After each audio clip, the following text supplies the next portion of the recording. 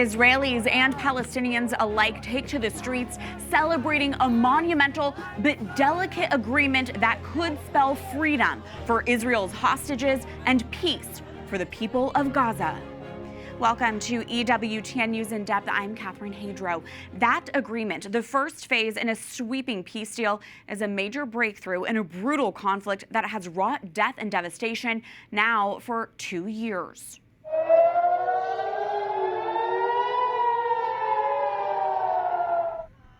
Two years ago this week, the morning of October 7th, Iran-backed Hamas militants stormed an outdoor music festival in neighboring kibbutz in southern Israel, turning a Jewish holiday into the deadliest terrorist attack in the country's history. 1,200 people died and 251 were taken hostage. Many of those hostages have been released in exchange for Palestinian prisoners throughout the past 2 years. 48 remain captive in Gaza, 20 of whom are believed to still be alive.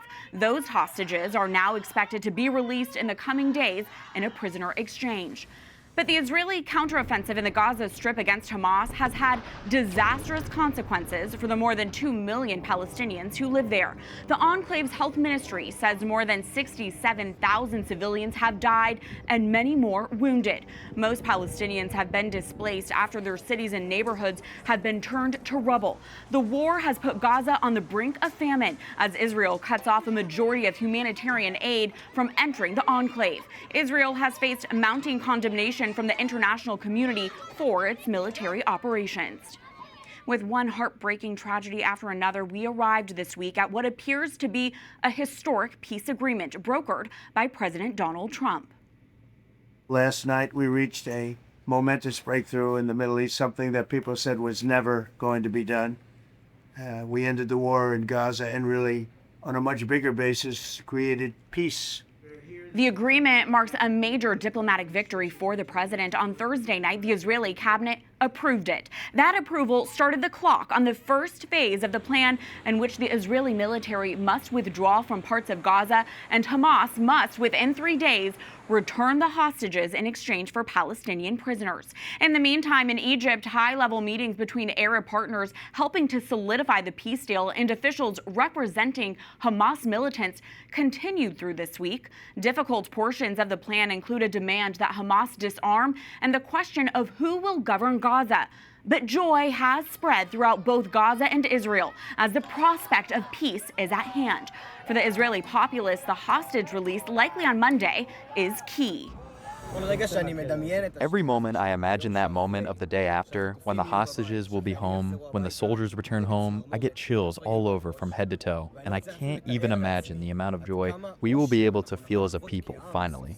As anticipation mounts for the return of the living hostages and the remains of those who have died, President Trump announced he will head to the Middle East this weekend for official signing ceremonies. In the meantime, the U.S. military is preparing to send as many as 200 U.S. troops to Israel to provide support for a new international stabilization force to oversee security and to help train a Palestinian police unit to ensure stability in the region.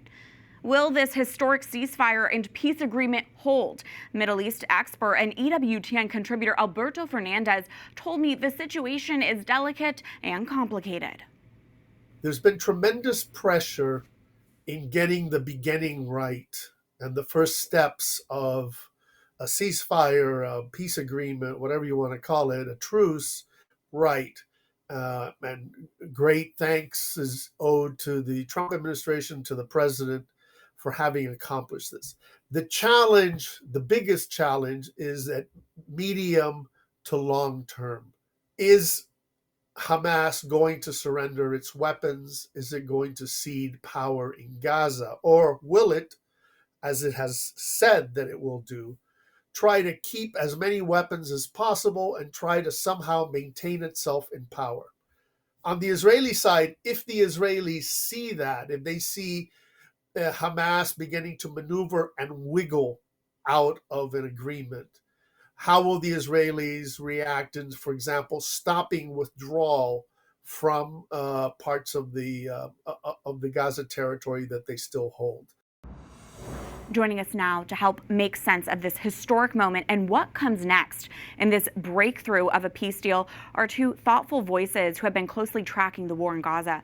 Robert Destro is a recently retired professor of law at the Catholic University of America's Columbus School of Law. He served in the previous Trump administration's State Department as Assistant Secretary for the Bureau of Democracy, Human Rights, and Labor, and his legal work includes peace efforts in the Middle East, as well as efforts promoting the release of political prisoners and prisoners of conscience in the Middle East. Bethany Mandel is a Jewish journalist, author, and commentator who's written extensively about faith, culture, and Israel, and is based here in the Washington, D.C. area. She has worked closely with the hostage families since the October 7th Hamas terrorist attack.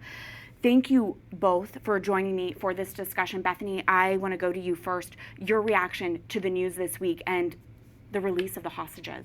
I'm so relieved, and I'm so thankful that President Trump made this a top priority. It's been such a difficult road, and honestly one that a lot of Americans and a lot of Jews and a lot of Israelis didn't think that we would ever see. I don't know if 3 weeks ago you had told me that all the hostages would be released and in one go. It's honestly, it's a miracle. And one incredible thing to note is that it's scheduled to happen on Monday, which is on the Hebrew calendar 2 years to the day. It's on Simchat Torah, which is the holiday that was October 7th. And so it feels like a miracle from God, honestly, that we're getting these incredible souls back, both to be rehabilitated who are still alive, and the 28 individuals who will be able to, their families will be able to have closure. Even more significant with that context, Bethany. Robert, how significant of a success is it that Israel and Hamas have agreed to phase one of this peace plan? What's your reaction to this week's news? It's enormously successful, and it fits kind of dynamically into the president's oft-repeated line, let's just stop the killing. So let's just cut this stuff. And what he's done is he's managed to pull together the entire Arab world. And because it's not going to happen. Phase two isn't going to happen unless you have the support of all the Arab leaders. Bethany, this first phase of the peace deal does mean that Hamas will release 48 hostages, 20 of whom are believed to still be alive, in exchange for hundreds of Palestinian prisoners. How does that part of the peace deal sit with you?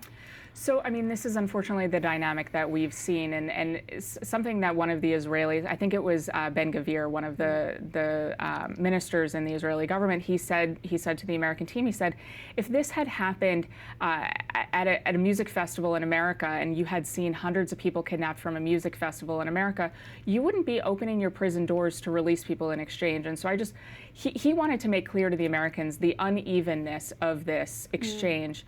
There are murderers who put bombs onto buses, another murderer murdered a mother of 6 in cold blood. He stabbed her. These are not petty criminals. These are people serving life sentences for terror attacks, and now they're going to be released back into freedom.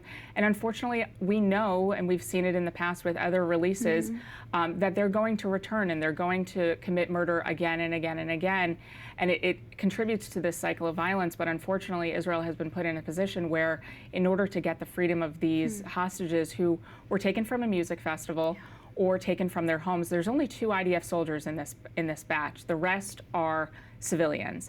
They were kidnapped from a music festival 2 years ago and starved almost to death underground. The videos that Hamas themselves have released of the starvation that they inflicted on these, it feels like the Holocaust all over again. And so while we're feeling joyful, also we need to brace ourselves for the images that are going to come out, because they've been starved to death for 2 years, and we've heard so much testimony from other releases and we've seen how they've looked. I think it's going to be joyful, but it's also going to be disturbing. Well, speaking of what comes next, Robert, our EWTN News contributor Alberto Fernandez, a former diplomat, Middle East policy expert, says what happens next with the peace deal is critical. Let's take a listen.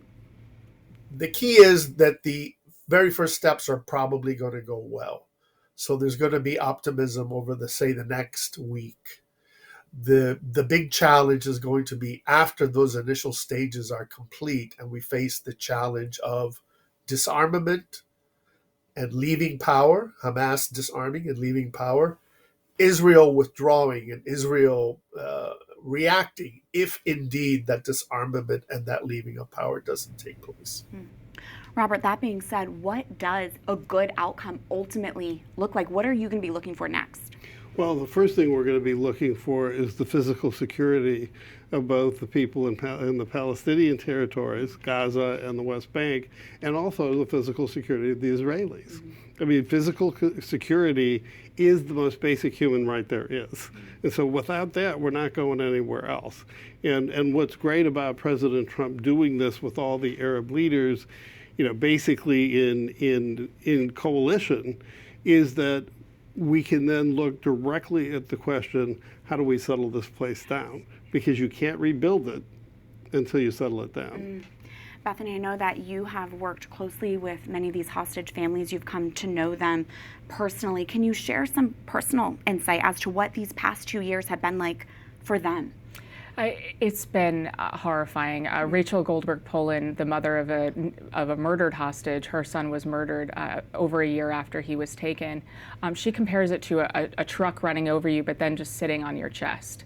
And that's what this experience has been like for all of these families, because for a lot of them, they went through the trauma of October 7th very personally. Omri Miran, one of the fathers that was taken, who's still being held, who will be released, his wife and 2 young children, a 2-year-old and an infant, watched him be taken. Their kibbutz was taken over, and they watched him ripped out of their home, and their home was destroyed. And so you have that trauma, and all of the families of everyone else who was at the festival who were taken from their military bases. There's 2 soldiers who were taken from their bases. They had the trauma of not knowing for weeks if their loved one was alive, and then trying to advocate for them, never knowing if they're going to get a knock on the door that they were killed in captivity or that they were never alive in captivity. And so this has been an incredible ongoing trauma that they've gone through for 2 years. I went on the Hill once with the brother of a hostage who ended up being murdered in the end, and she was murdered along with Hirsch. So this was a year into it. And I remember so vividly, we were on the Hill going into meetings, and he would step out and have to smoke a joint. He would have to smoke pot because he was self-medicating the anxiety with marijuana. And I remember being outside the Capitol building as he's smoking a joint and thinking, what if we get caught? But I mean, we haven't, this is, what do you say? Like, he's self-medicating with marijuana, but this is the level of trauma that they've had to live through for 2 full years. Numbing themselves, Yes, having yes. to. Robert, what is the role of Pope Leo and the Vatican in maintaining peace in the Middle East? Well, the general role of the Pope is to provide moral guidance. I mean, that's, and at bottom, this entire conflict in the whole Middle East is a moral problem. It's basically how do you treat one another in accordance with your own human dignity. So to the extent that he can stay on that message, I understand he's going to Turkey, he's going to Lebanon, which is actually a part, I mean, if you look at this historically, that was part of the Ottoman Empire. So this is kind of, at least I hope, the final battle of World War I. I mean, because that's, it started in World War I. The Ottoman Empire collapsed after World War I. That's when the British and French took over the Middle East, and now it's time for the great powers to get out of the way and let the people who live there live their own lives. Bethany, Robert, I am so grateful to have both of your great insights during what is a momentous week right now. Robert, Bethany, thank you. Thank you. Thank you.